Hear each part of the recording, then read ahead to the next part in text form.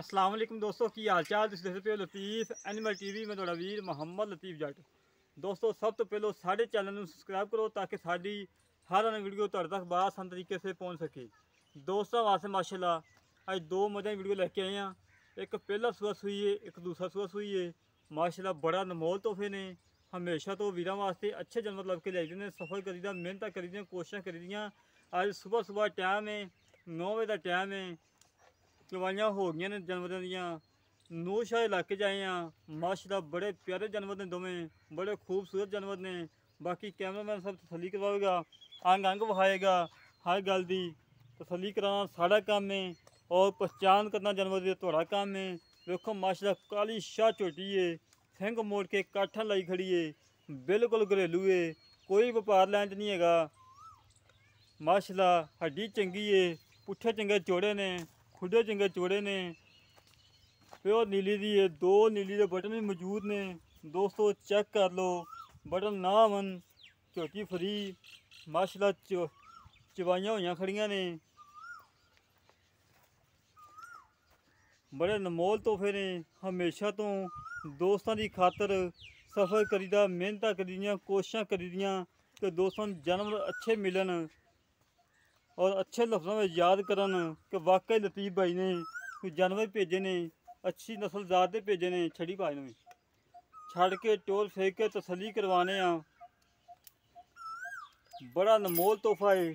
हमेशा तो दोस्तों वास्ते अच्छे जानवर लेके आईदे ने।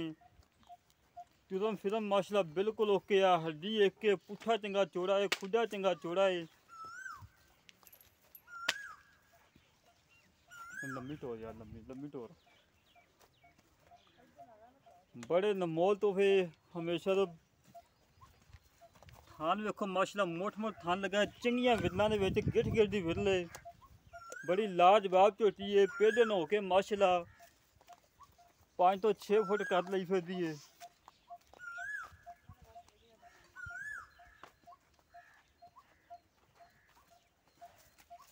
माशाल्लाह जी माशाल्लाह। दोस्तों तसली कराना साड़ा काम है।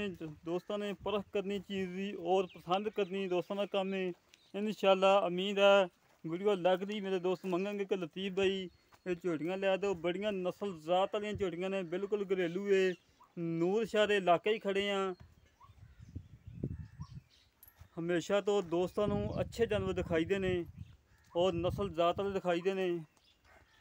हवाना वेखो माशाल्लाह हुण ना पट्टां दे विचों 2-2 इंची बाहर कड्ढी खड़ियां ने। शाम तक मेले ला जांदियां माशाल्लाह।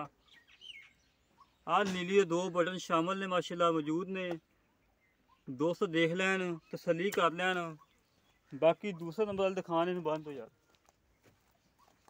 दूसरे नंबर वाली झोटी बूथी वेखो माशाल्लाह कितनी लम्मी, धौन लम्मी, सिंग मोड़ के काठा लाई खड़ी है। चंगे वड्डे कद दी है, छोटा कद नहीं तो चंगा वड्डा कद है माशाल्लाह। थान वेखो माशाल्लाह लाजवाब लगा है, मोट थान है, चंगा पावर आ थान लगा है। विरला चंगियां ने, हवाना चंगा है। दोस्तों टाइम भी दिखावांगे, 9 तो 9:15 बजे का टाइम है। शाम तक मेले ला जांदियां माशाल्लाह। चवाई हुई खड़ी है।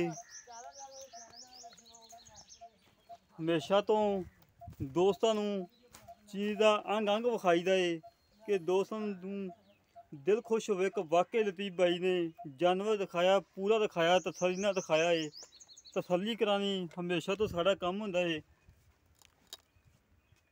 छड़ी पास छड़ी छड़ के टोर फिर के तसली करवाने आ। दोस्तों काली शाह झोटी है, मुश्की झोटी है माशाल्लाह। पूछल दे चाक वाल सफेद ने, बाकी काली शाह है।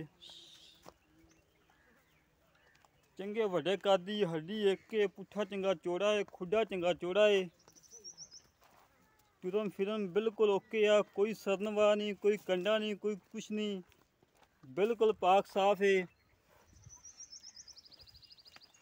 मुल भी बिल्कुल मुनासिब होंगे, ज़्यादा मुल नहीं होना। हमेशा तो जिमें दोस्तों को पता है कि तुहाड़ा वीर ने बिल्कुल मुनासिब मुल करवाए ने। यह है कि बिल्कुल लगती जाती है, दस्ती जानवर सेल हो जाता है।